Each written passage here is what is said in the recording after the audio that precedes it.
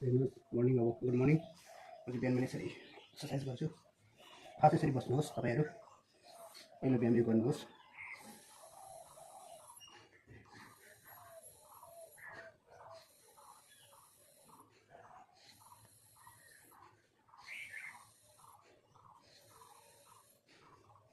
एउटा भयो first step. Second step गर्नुहोस्, कपालभाती गर्नुहोस्।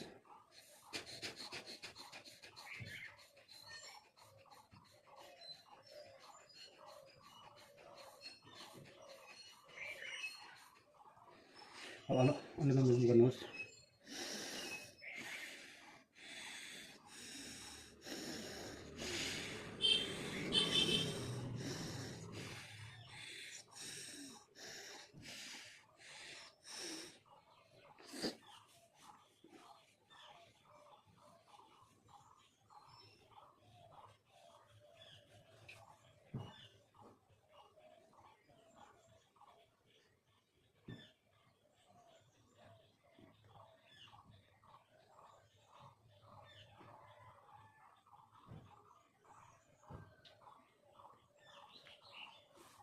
यसो गरेर तपाईँहरूले यसो बस्नुहोस्।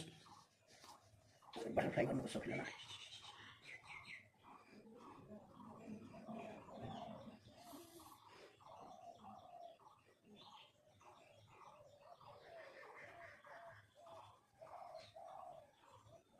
बटरफ्लाई गर्नुहोस्। यो गर्दा तपाईँको किडनी स्ट्रङ हुन्छ, कन्स्टिपेसन प्रब्लम छ भने राम्रो हुन्छ। यो गर्नुहोस्। त्यसपछि यसो गर्नुहोस्।